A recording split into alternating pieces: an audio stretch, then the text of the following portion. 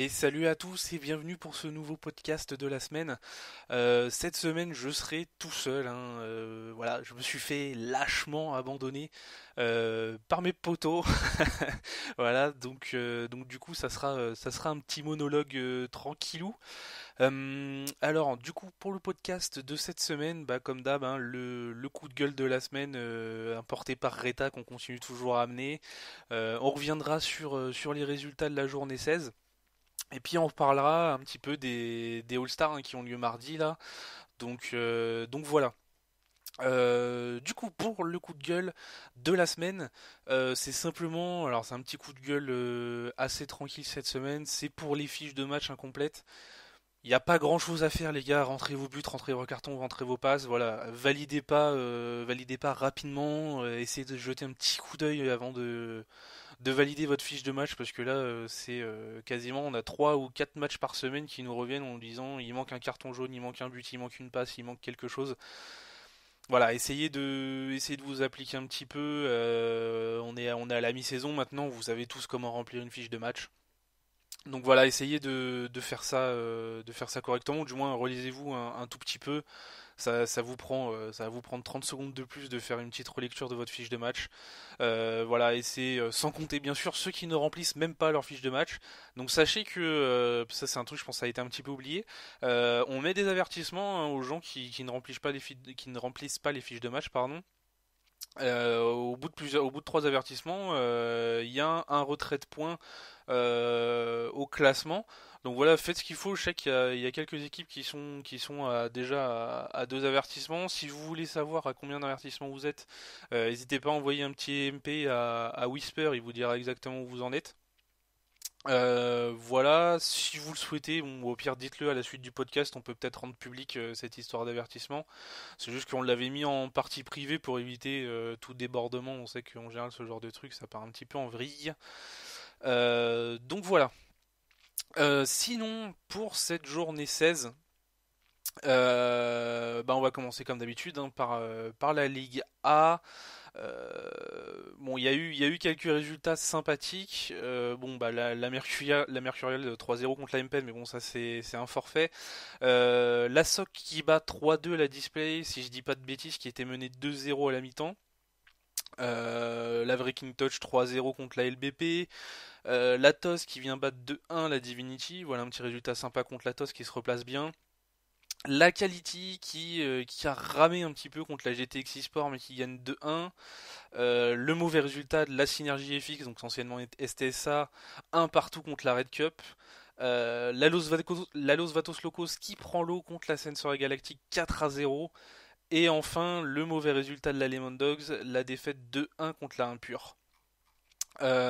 Côté classement, encore une fois, hein, la Breaking Touch toujours devant, de toute manière invaincu, 16 matchs, 16 victoires, 15 points du deuxième.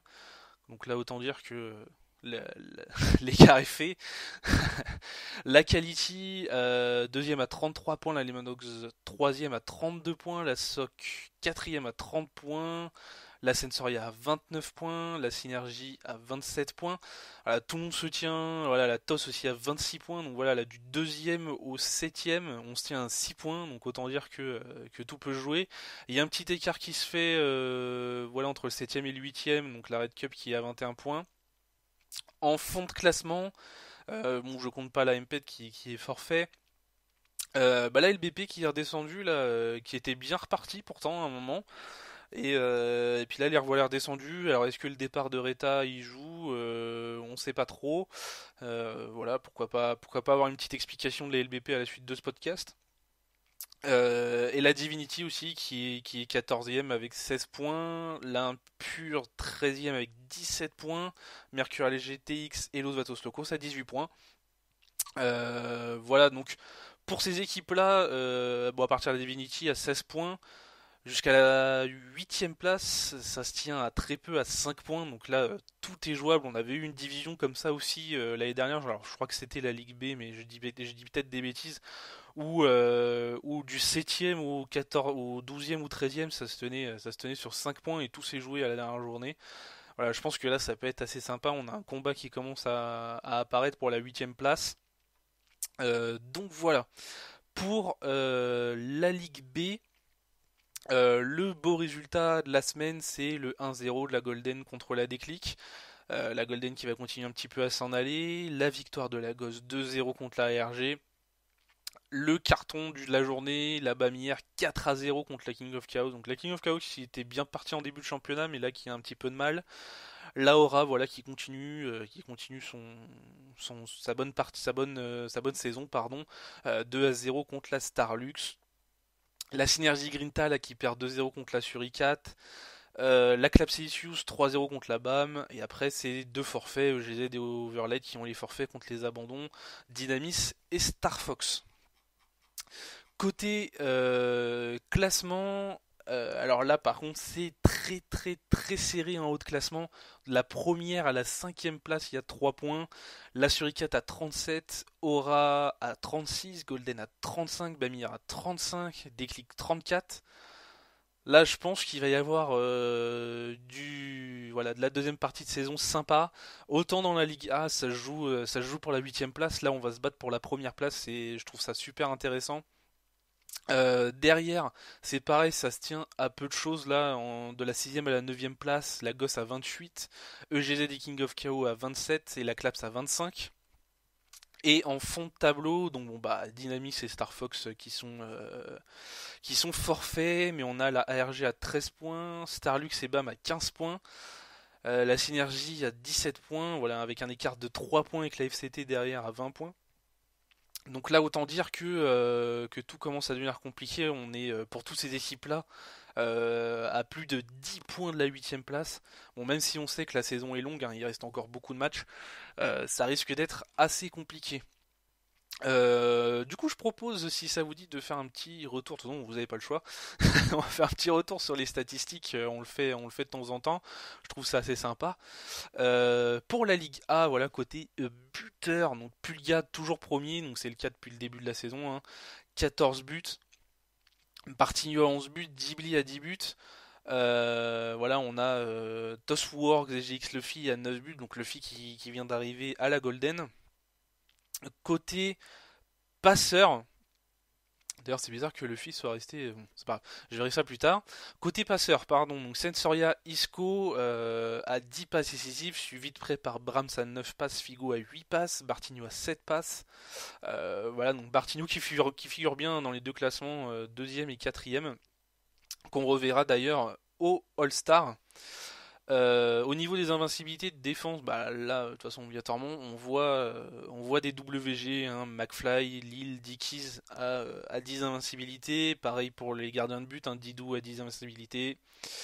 Les cartons rouges, on les a fait la semaine dernière, il me semble, donc ça sert pas à grand chose de les refaire maintenant. Côté stats de Ligue B, bon, les buteurs, Jacques Attaque, 19 buts. Voilà, qui d'ailleurs a marqué aussi en équipe de France, d'après ce que j'ai compris. Redinho a 12 buts, Clint a 11 buts, Auraliam a 9 buts, et derrière Pastor Marco Fenomeno a 8 et 7 buts. Côté passeur, bah pareil, un Redinho qui figure bien, un deuxième et premier, là il est à 14 passes, Fafit a 8 passes, Zinho a 7 passes. Les invincibilités, alors là c'est un petit peu plus disparate que la Ligue A. Maldini The Wall premier à 7 invincibilités. On a Alistair et Brony, donc je crois qu'Alistair c'est anciennement FX Kale, qui sont tous les deux à 6 avec Shenwan. Et les invincibilités gardiens, donc Dida et Sekhmet à 6. Bah voilà pour pour ce petit résumé de la journée 16. Donc voilà, hein, je pense que ça se bat un petit peu partout. Donc comme je disais, pour la Ligue A, ça va se battre en bas de tableau. Pour la Ligue B, ça va se battre en haut de tableau. On a des petits trucs sympas, on n'a pas trop d'écart. Du coup, je pense que ça va être vraiment super intéressant de suivre le reste de ce championnat. Alors, dernier point donc dont on va parler, c'est tout simplement les All-Stars qui ont lieu mardi à 20h30. Donc là, je pense que ça va être vraiment très très sympa. J'espère que vous allez être vraiment très nombreux à nous suivre. On va vraiment mettre en place un gros truc derrière. Donc, bah, bien sûr, on aura Sir Alex au commentary de tout ça. J'accompagnerai Sir Alex. Voilà, on sera tous les deux dessus. Derrière, de toute manière, on fera intervenir des gens, on fera intervenir la chatbox, on fera intervenir le chat Twitch, peut-être Angelito qui sera avec nous, peut-être Wayne qui viendra nous faire un petit coucou aussi. Voilà, je pense qu'il va y avoir vraiment un truc sympa. Donc je le rappelle, hein, c'est rendez-vous pour tous les joueurs à 20h30. Wayne et Ganzo, donc qui sont les deux capitaines de ces équipes, créeront donc les deux clubs. Donc je vais demander à tous les joueurs de rejoindre les clubs. Voilà, essayez de pas être en retard, les gars. Vraiment, ça serait super sympa qu'on puisse démarrer le stream correctement. Il y a eu quelques changements parce que il y a des gens qui n'ont pas pu venir au niveau des compos. Donc on fera un point sur les compos demain au début du stream. Voilà. Donc pour rappeler, donc comme je le disais, pardon, excusez-moi, je saute un petit peu du coq à l'âne. Comme je disais, donc ça sera à 20h30. On a donné rendez-vous à tous les joueurs respectivement dans leur club. Il faudrait qu'ils soient placés à 20h30. Nous, on démarrera le stream à peu près sur cet horaire-là aussi, voire peut-être un petit peu avant. Ça, je vais voir ça avec Sir Alex. Vous serez de toute façon tenu au courant. Je rappelle que ça sera sur 5 matchs. Donc voilà du beau jeu en perspective. Voilà, je pense que ça peut être sympa. Peut-être qu'on mettra en place des petits jeux aussi pendant le stream, histoire que ça soit pas juste des matchs FIFA qui s'enchaînent. On va peut-être mettre en place des jeux, peut-être un ou deux petits trucs à gagner. On va voir, je sais pas. Ça sera au feeling selon si on a beaucoup de gens qui nous suivent, etc. Donc voilà. Je vous dis donc bah, à mardi 20h30 pour ce stream de haute qualité. De haute qualité, voilà. Sincèrement, moi j'ai vraiment hâte de voir ces matchs-là. Je pense que ça va être vraiment super intéressant. Si tout le monde joue le jeu, je pense sincèrement que ça peut être un gros truc. Ça a encore jamais été fait en mode club, il me semble. Donc voilà. Donc je vous dis bah du coup à mardi 20h30 normalement ce podcast devrait être posté avant. Et puis voilà, et puis je vous souhaite une bonne semaine, de bons matchs. Je vous préviens d'avance, donc pensez la semaine prochaine, pour ceux qui sont encore en coupe, que la semaine prochaine vous avez le championnat plus les quarts de finale de coupe. Voilà, pensez à tout ça. Et voilà, donc bah, à la prochaine les amis.